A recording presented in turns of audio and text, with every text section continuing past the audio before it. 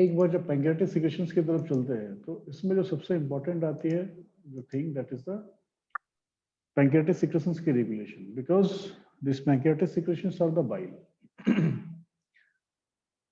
लेकिन अब ये है वही डिफरेंट डिफरेंट फेज में कैसे ये पैंक्रियाटिक सिक्रेशंस जो है दे आर वर्किंग तो basically this pancreatic secretion is divided into three phases cephalic phase gastric phase and intestinal phase so almost the innervations is required and basically the vagal stimulation but under the cephalic phase we can have a very clear picture regarding the secretion that is it is totally depend upon the product of the food mean to say that is related with the thought sight smell or the taste that the animal gets from the feed additives so what happens in the cephalic phase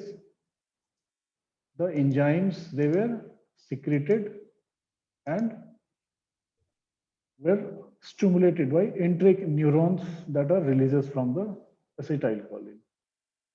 So basically the SNR cells, they are most important because they are secreted the or they are secreting the enzymes which are useful regarding the completion of the cephalic phase.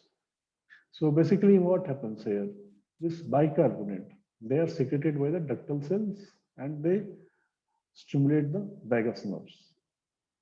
So when once it will become stimulated, then there will be release of non-cholinergic and non-adrenergic transmitters. So by which the innervation will complete and the this cephalic phase will be conducted. Mean to say, if any type of food is there which is provided to an animal, so that animal will make a special sense to whether to grasp that food or not. How much attraction is required regarding that specific food is totally depend on this phase, cephalic phase. And that is the innervation is due, started or begins with the release of acetylcholine. While we are talking in the gastric phase, so this phase is enhanced during the distension and food breakdown products. So as the name claims, gastric phase, that is, the food should be in the stomach area. Then what happens? The distension will be as the food will fill up the stomach, it will get distended. So at the same time, the food products will become breakdown into their simpler form. So what happens there? This distension, this leads to secretion of bicarbonate and enzymes. So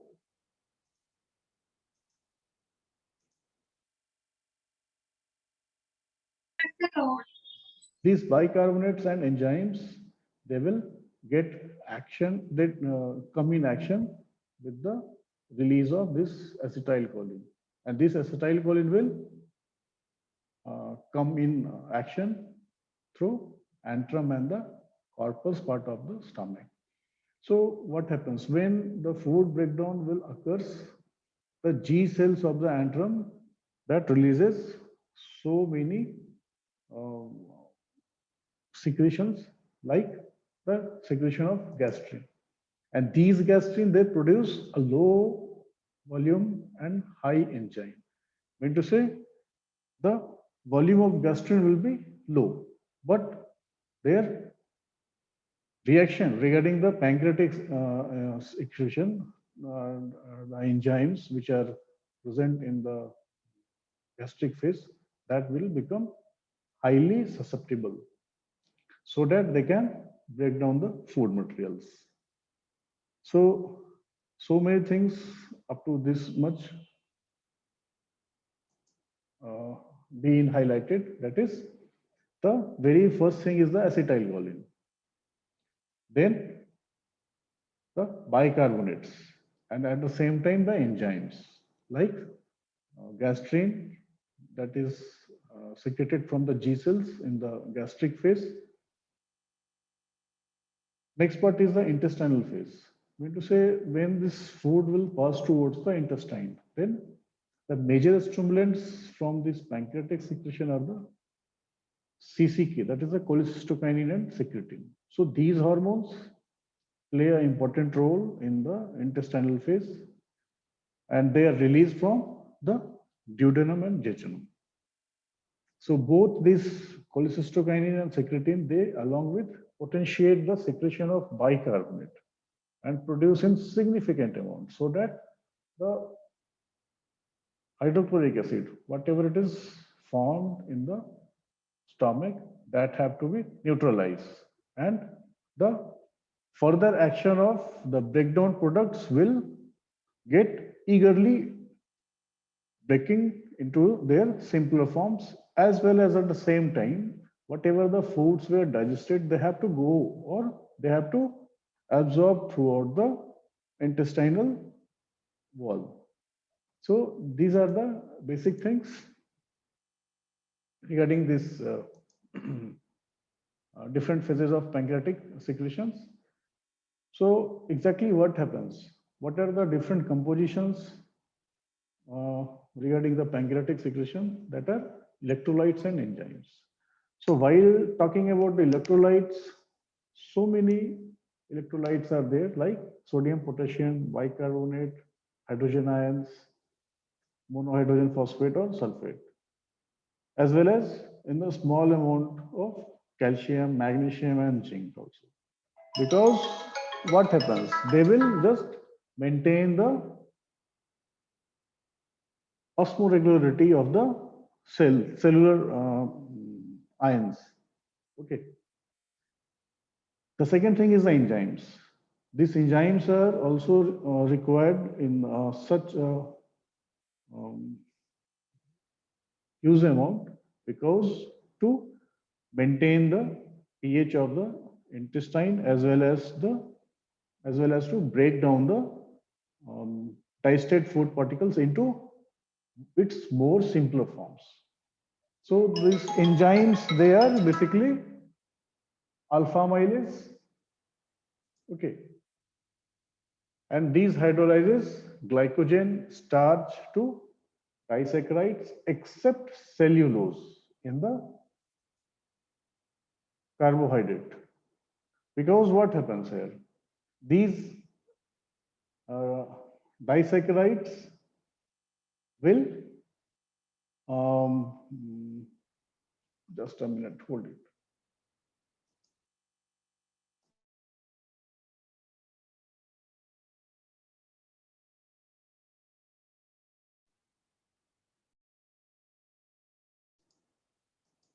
Yes.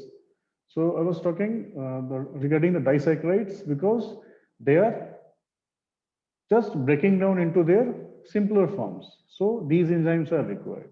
So to break down the specific compound into their simpler form, different types of enzymes are required. Like water soluble esters can be hydrolyzed through pancreatic lipases, while this trypsinogen and chymotrypsinogen is converted to trypsin by enterokinase. Also, there is the presence of some cellulose. Here you can see. So these are very much difficult to make it break down into their simpler form. So that will indulge with the water, and that have to be further break down into the large intestine. So these things regarding the electrolytes and enzymes, they have an important role in their pancreatic secretion. But what regarding the functions? So basically these endocrine cells, what they secrete? Insulin, glucagon, somatostatin, and various pancreatic polypeptides. So they are the basic functions of this pancreatic secretion, by which the metabolic pathway will continue, go on to its simpler form. Whatever the feed intake will taken by the animal, that have to be broken down into their simpler form with the help of these hormones. So the exocrine cells, these are the endocrine cells. When we are talking about the exocrine cells, so like SE9, that they produces 4 types of digestive enzyme, that are peptidases, lipases, amylases, and nucleases. And especially they are responsible for the digestion of a specific item, like peptidases for the proteins. Whatever the proteins item are there in the feed, that have to be broken down into their simpler form with the help of these peptidases. Then the lipase is there. So what will do? This lipase will break down the food materials, whatever it is having the fat molecules. And at the same time, these carbohydrates, they will be break down or digested with the help of these amylases. And last but not least, the nucleus. These helps to break down the nucleic acids, especially whatever that composition will be in the feed material. So regarding these things, when we understand this, the electrolytes and enzymes regarding this pancreatic secretion, we can have a clear picture that how these different compounds will get broken down into their simpler aspect. So the next thing is the ductal cells. These consist of high concentration of bicarbonate, which neutralizes gastric acid, and it also regulates the pH of the upper intestine. Upper intestine in the sense because there are so many uh, production of hydrochloric acid in the stomach, and that will pass with along with the food material to the intestine, and at the same time the pH of the stomach will be highly acidic. But to maintain the intestinal pH, it should be somewhat neutralized or alkaline in the nature. So this gastric acid, they will follow the upper intestine and make it convenient to for neutralization of this hydrochloric acid. So when this will failure to neutralize the chyme or it will undergoes through intestine, they will definitely cause some severe uh, infections, or you can say the condition, especially this duodenal ulcer. So this micro environment should be maintained, and that will be maintained by different electrolytes and enzymes. So next thing is the digestion in the ruminant stomach. So when we are talking about the simple stomach animals, that are the different thing. But when we are going towards the ruminant animals, then these are very different from these monogastric animals. Why? Because these ruminant stomachs have microbial fermentation uh, of the ingesta, and they done by the hydrolysis and anaerobic oxidation. This microbial fermentation is done with the help of various bacteria and the protozoas, which are present in the rumen and reticulum. So this is the microbial digestion. Then in the um, abomasum, the true digestion will occur. So what happens there? That is the difference between the ruminants and the monogastric animals. Because the monogastric animals are having only enzymatic action in their stomach. But in ruminants, the same time microbial fermentation should also be there, and later on it will went towards the enzymatic action for complete breakdown of their feed, what they have allowed for. So the microbes that generate ATP for further hydrolysis and fermentation, these are have to absorb the end products. And the basic end products of the ruminants is the volatile fatty acid. But when we are talking in the case of monogastric animals, that are the end products will be glucose. So this is the another differentiation marking between the monogastric animal and the ruminants. So this ruminant stomach that is are highly vascularized and blood flow increases whenever the absorption of end products are being going on. So this is again a difference which creates the basic in between monogastric and ruminants. Next thing is the innervation, which is very much required for the completion or the action for the digestion and absorption of prehensile materials. So the innervations are by vagal or by splanchnic nerves, and they provide sensory and motor pathways altogether because this is required to initiate various electrolytes and enzyme, or you can say the secretions which are covering through the pancreas as well as through the intestine. So when we're talking about the mechanism of absorption for various feed materials, that are carbohydrates, proteins, and fats, that are the very different aspect. So when we are talking about the ruminal microbes, basically they are consist of yeast, fungi, and they are mixed, but independent population of bacteria is also there.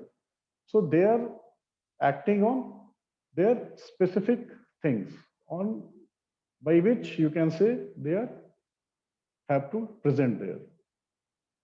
So if you are talking about this carbohydrate, so basically the diet, whatever the animal have, must be having some carbohydrate in their diet. So that is consist of starch, sucrose, lactose, fiber, so many things will be there. As you know, these starch, they are getting absorbed very quickly in the buccal cavity itself.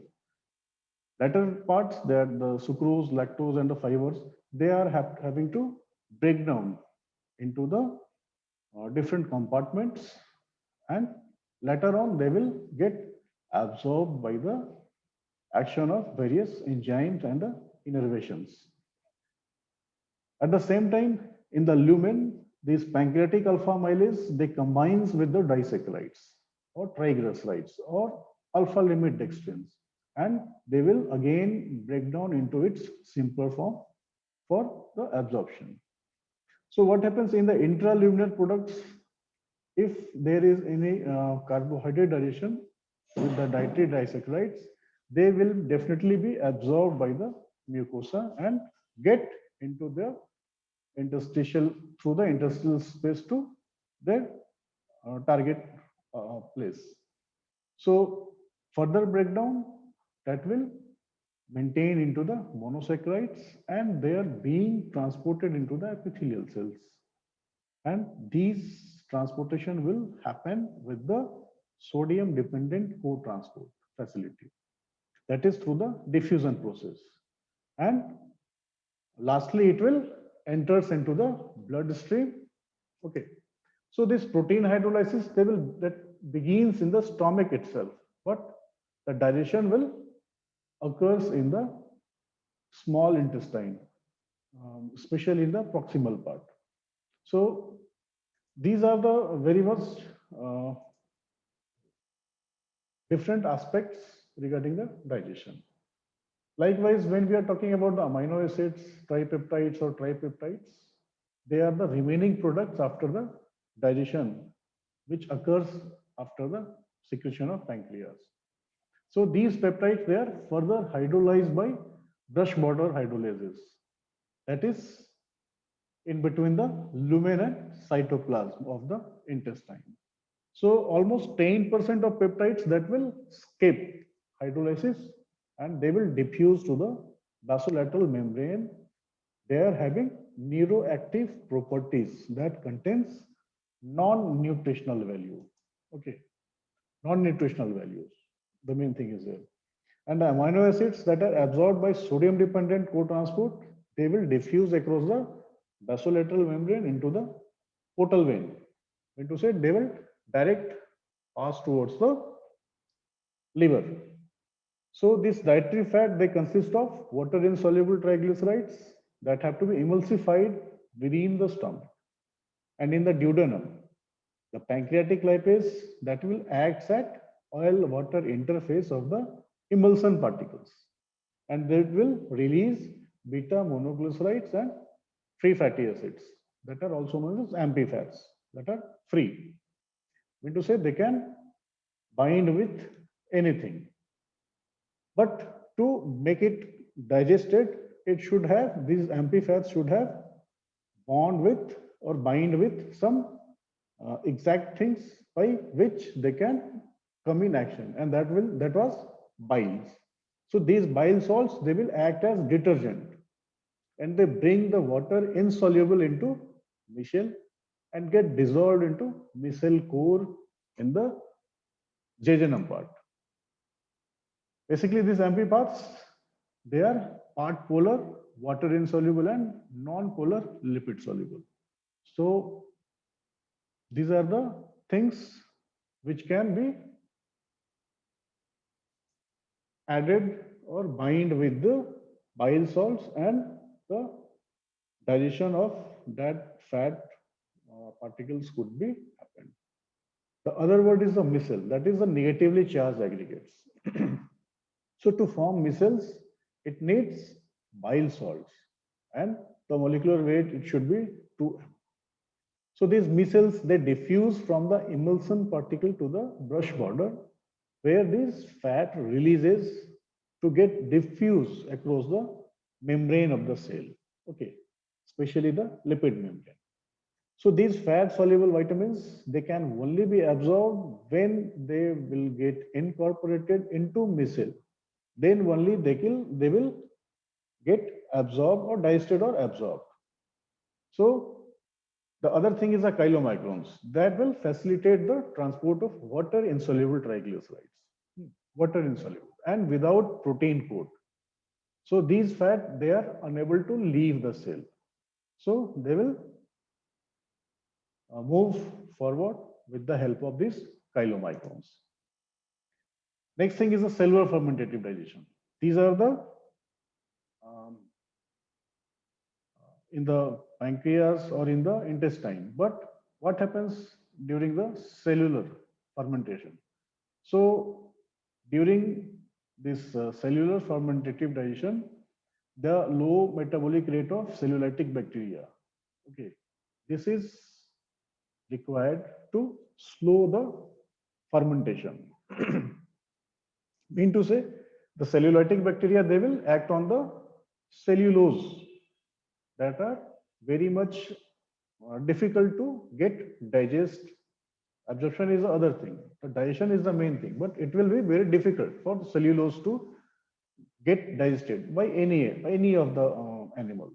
So what happens here? In the cellular form, this process, fermentation process, will get slow. Okay. The second thing is the pH, because the optimum pH required for the breakdown of this cellulose or to maintain the cellulitic bacteria is 6.2 to 6.8. So that is also known as methogenic bacteria. So that's why these ruminants, they produce some methane while during their digestion. So to make it complete, it requires carbon dioxide as well as hydrogen ions. That should be act as reducing equivalents. So these, when these CO2 and 2H will available, then they will supplies to produce the methane and as well as the amino acids, so that they can meet up for the requirement of protein aspect. So these mixed microbes, they leads to produce volatile fatty acid, carbon dioxide, and methane. So basically the end product of the ruminants are volatile fatty acid along with this carbon dioxide and methane. So this is regarding the cellulose. What regarding the starch? So when we are talking about the starch fermentation, then this starch, they are the simple sugar. So they have to degrade in with the help of this amylolactic bacteria. So these bacteria, they have faster fermentative rates and having low pH, that is optimum 5.5 to 6.6. So these bacteria requires amino acid as well as ammonia for the synthesis of protein. So you can have a picture, that is, we have three different types of feed materials like hay, soybean meal and barley. So what happens here? This feed additive will consist of cellulose, proteins and non-proteins, lipids and as well as starch or sugar, you can say. So this is the end product. If an animal having this composition of feed, hay, soybean and barley up for 80%, 10 and 10%, then whatever the cellulose that will having in this composition, that will give the end products acetic acid, propionic acid and butyric acid. And at the same time, whatever the things that are getting from the soybean meal, that are proteins and some non-proteins things. So that will go towards the microbial CP and bypass protein. CP, that is the crude protein. Okay. So it will out in the microbial crude protein that will utilized by the microbes itself, and some bypass proteins will be the end products. For lipids, the lipids are the saturated or trans fatty acids that are generated and will again add on with some bypass feed materials, and that will be utilized again by the animal itself. These starch and sugar, which comes from this composition of the ingredients, that will gives again this acetic acid, propionic acid and butyric acid. So these end products, these will again reused by the animals in different sources. But the specific thing is this proteins, and under these proteins and non-proteins, that is a crude protein that will reutilized by the microbes itself, which are present in the rumen and reticulum of the animals. So regarding the fermentative digestion of protein, proteolytic bacteria degrades almost 15 to 35% of dietary protein in the rumen. These bacterial proteolysis, they produce peptides which are absorbed and further hydrolyzed within the cells of bacteria. And the end products, that are amino acids, which will be taken up by some other microbes. And rest are used to produce ammonia and certain metabolic acids so that the digestion would be continued. So these end products are further fermented to volatile fatty acids, which are required as nutrition for cellular-lytic bacteria. After conversion of dietary and NPN compounds, non-protein in nitrogen compounds, they are deaminated and will result in the production of again this ammonia. So this ammonia, that is an important substrate for the synthesis of microbes, especially for proteins. And ultimately they will provide some energy which is required or needed for the synthetic reaction. So during this fermentation of dietary protein, the recycling of dead microbes protein is continuous going on, and that will take up by that specific microbes or the bacteria. So regarding the fermentative digestion of lipids, ruminal microbes, they hydrolyze dietary lipids using the unsaturated fatty acids as hydrogen acceptors, which converts mostly it into stearic acid. So this carbon dioxide and reducing agent, that the two molecules of hydrogen is always required for the complete digestion of lipids. So from volatile fatty acids, these ruminal microbes, they will synthesize microbial lipids, and the protozoa, they absorb some PUFA, that is a polyunsaturated fatty acids, in their own structure to protect them from hydrogenation. Because hydrogen is also getting there, so to protect it from, protect themselves from it, they are getting or having some PUFA that is also required. So during intestinal digestion, the protozoas which comes from the rumen and release their content of PUFA as a main source for ruminants, and as well as they can protect themselves from the different environment which is different from the rumen and in the intestinal space. So regarding the absorption of foodstuffs, the basic things are the VDFAs and lactic acid. So these volatile fatty acids, they are absorbed by passive diffusion through the granulosome cells of the forestomach epithelium. And the lactic acid is absorbed by also the forestomach epithelium, and they will continues to maintain the digestibility and